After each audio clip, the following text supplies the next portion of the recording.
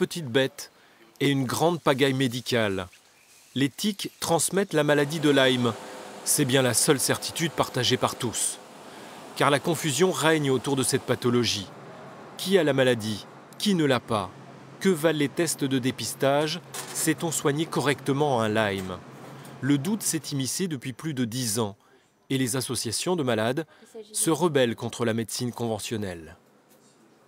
Depuis 2007, la connaissance de la problématique, la connaissance de la maladie, la connaissance des tests qui sont bons, qui ne sont pas bons, le fait que les gens savent maintenant que le Lyme chronique, ça existe et qu'ils peuvent effectivement souffrir pendant des années alors qu'ils ont été traités 3 semaines aux antibiotiques, tout ça, ça se sait maintenant. Alors qu'en 2007, ça ne se savait pas. Les choses étaient complètement obscures. Une médecine dissidente a émergé, combattue par la Sécu et l'Ordre des médecins. Le docteur François Lallemand fait partie des 3 ou 4 praticiens d'Alsace qui abordent Lyme différemment et il affirme que son approche donne des résultats. Et bon, maintenant, il reste encore quelques douleurs au niveau du dos. Oui, qui sont toujours très invalidantes. Les autres douleurs vont mieux quand oui, au niveau articulaire. Au fur et à mesure grâce aux antibiotiques. La médecine conventionnelle accuse les dissidents de n'avoir aucune base scientifique. François Lallemand rétorque qu'elle existe à l'étranger.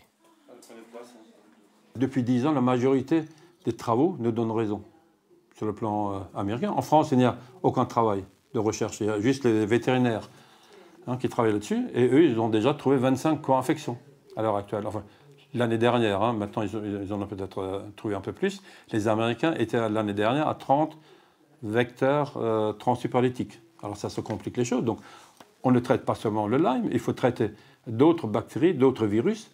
Et la moitié sont inconnus. Ils ont trouvé les traces d'ADN, mais on ne sait pas à quoi ça correspond encore en pathologie. Donc c'est beaucoup plus complexe. Et il y a plein de recherches, malheureusement, qui sont faites ailleurs. En France, il n'y a rien. Le chien, ils sont mieux traités que les chiens. Le docteur Lallemand m'a sauvé la vie. C'est mon kiné qui a remarqué. Ça fait plus de 10 ans qu'on me traite de malade imaginaire, scanner, IRM, tous les examens, rien n'a donné. Et j'ai dit à tous les médecins que j'avais vus qu'il y avait un souci.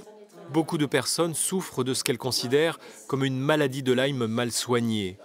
Depuis peu, les autorités sanitaires reconnaissent un problème de prise en charge et les associations de patients maintiennent leur pression.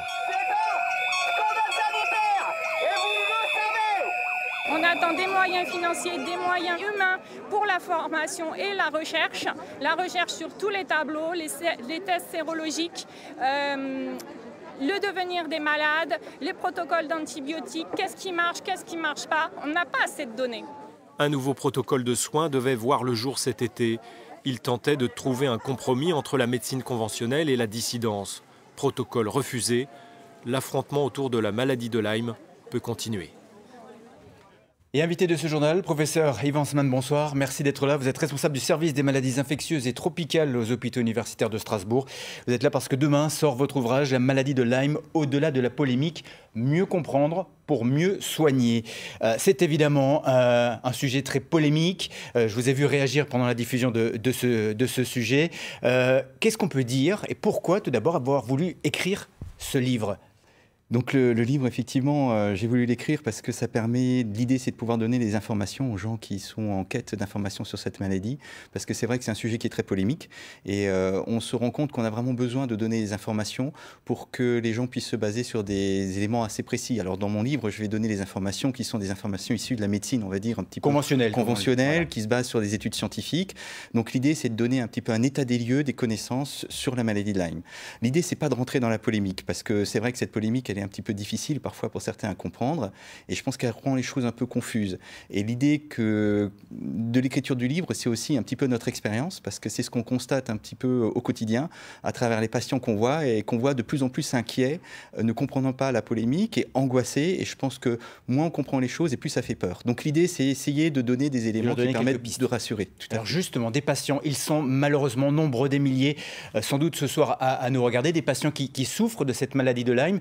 Vous vous le dites clairement, professeur, la maladie de Lyme, on la soigne avec des antibiotiques pendant 3 semaines. Il n'y a pas d'effet chronique, comme on dit, de cette maladie. Alors le terme chronique, c'est vrai que c'est un terme qu'on n'aime pas trop utiliser. La maladie de Lyme est une maladie qui peut évoluer pendant assez longtemps tant qu'on ne la traite pas. Ça peut durer des mois et des années avant qu'elle guérisse sous l'effet d'un traitement. Mais c'est vrai que quand on donne un traitement, donc quand on donne des antibiotiques, on a des résultats qui sont tout à fait satisfaisants, qui permettent aux gens de guérir ou alors de s'améliorer. Parfois, c'est vrai que c'est une maladie qui peut être embêtante, il faut le reconnaître. Je veux dire, c'est une maladie qui peut laisser des douleurs en particulier. Douleurs, maux de tête. Voilà. Il y a parfois des séquelles qui restent quand il y a des atteintes neurologiques. Donc c'est une maladie qui est importante, dont il faut s'occuper.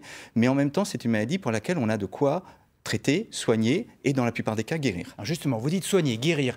Un protocole devait être proposé par la Haute Autorité de Santé, protocole élaboré par de nombreux médecins, protocole que vous n'avez pas signé, protocole qui n'a donc pas été validé par l'ensemble du corps soignant. Oui, effectivement. Donc c'est des choses parfois qui sont difficiles parce qu'il faut trouver un consensus.